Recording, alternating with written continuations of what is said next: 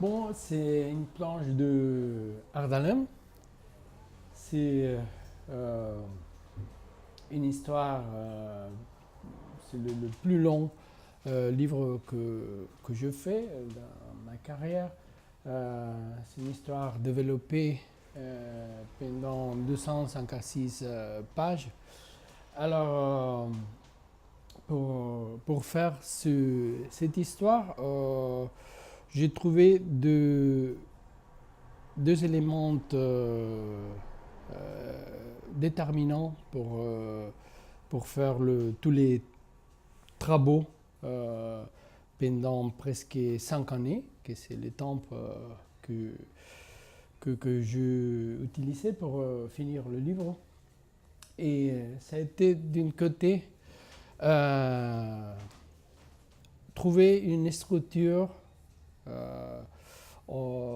temporelle pour l'histoire, pour développer pendant 6 pages et pour raconter l'histoire, mais en même temps une structure formale pour le bouquin, pour le livre, pour le récit.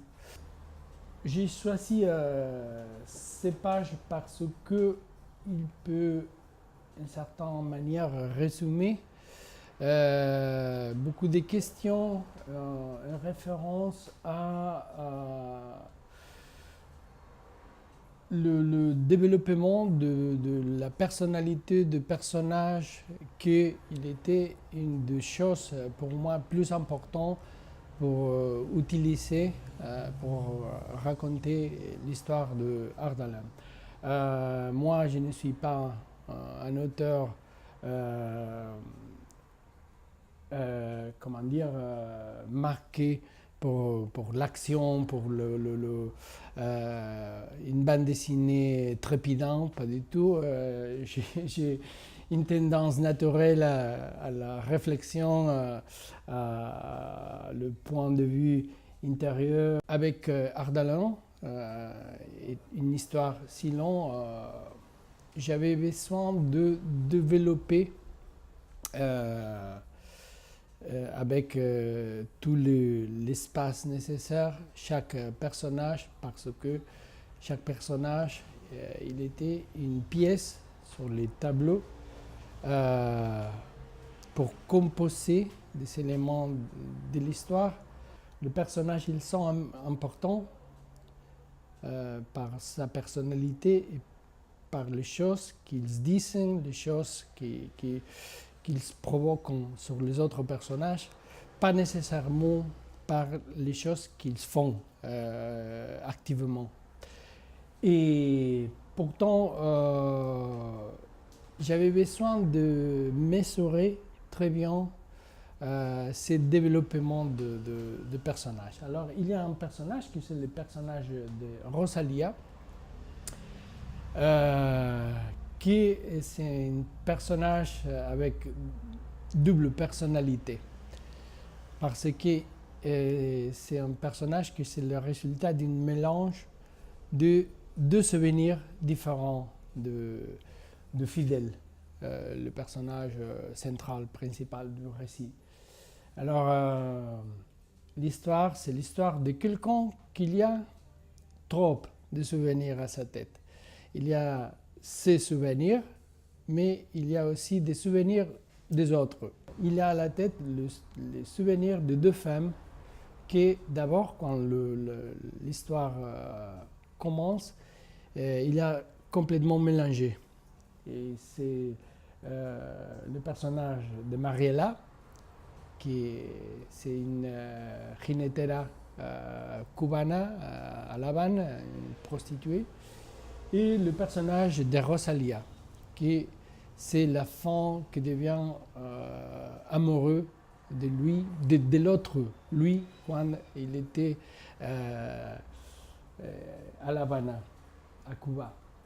Et alors, ces changements de Mariela prostituée à Rosalia, femme amoureuse,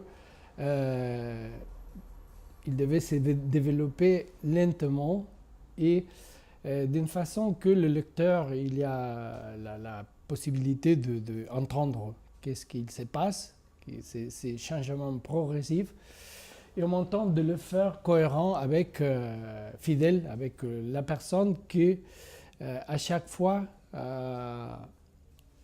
il est en train de changer petit à petit les souvenirs jusqu'à le dernier moment quand il récupère complètement les souvenirs des femmes qu'il avait aimées.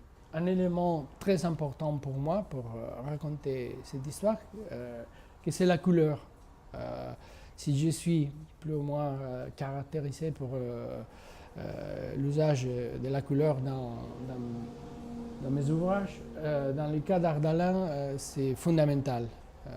Je dirais que c'est l'élément plus important à niveau visuel. Comme le livre, il était déjà pensé, planifié, toutes les éditions dans tout le monde à la même taille, la même maquettation, exactement la même. Et la taille n'était pas la taille d'album français traditionnel, plus grand, mais un peu plus petit. J'avais une limitation des cases.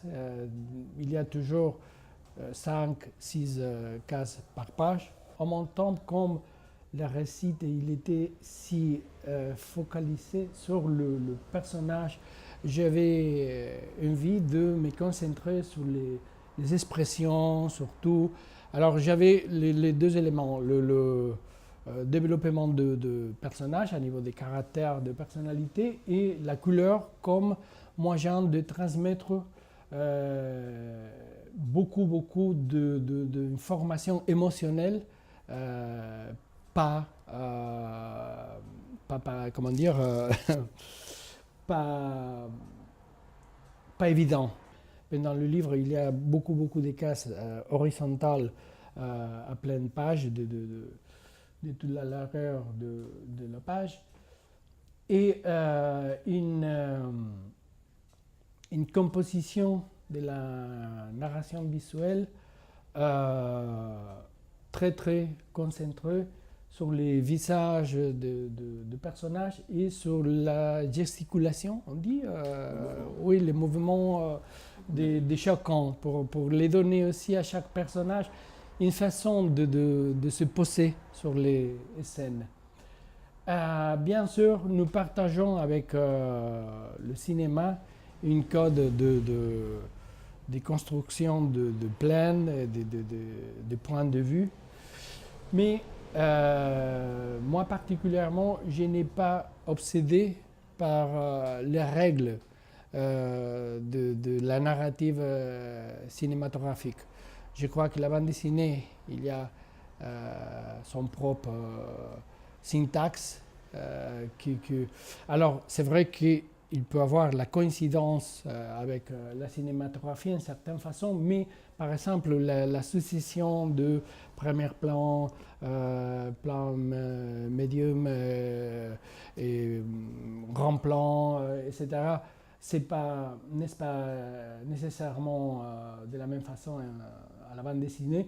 Nous avons un élément magique pour moi que c'est vraiment étonnant, que c'est l'ellipsis narrative. Entre chaque case, il y a un espace d'histoire qui se développe, bien sûr, mais uniquement à la tête du lecteur. Ça, c'est formidable. Il n'y a pas une autre média qui utilise comme la bande dessinée cette opportunité de transmettre des informations. Alors, j'avais l'envie de faire un récit très clair pour le lecteur. C'est pour ça que j'ai choisi une structure relativement classique, avec les cases bien définies et avec une structure aussi facilement identifiable. Il n'y a pas de possibilité de confusion et j'évitais le typique situation conflictive dans une page où tu dois choisir comment est-ce qu'il sera la lecture comme ça. Non, j'ai essayé de avoir toujours un sens de lecture très clair. Et après,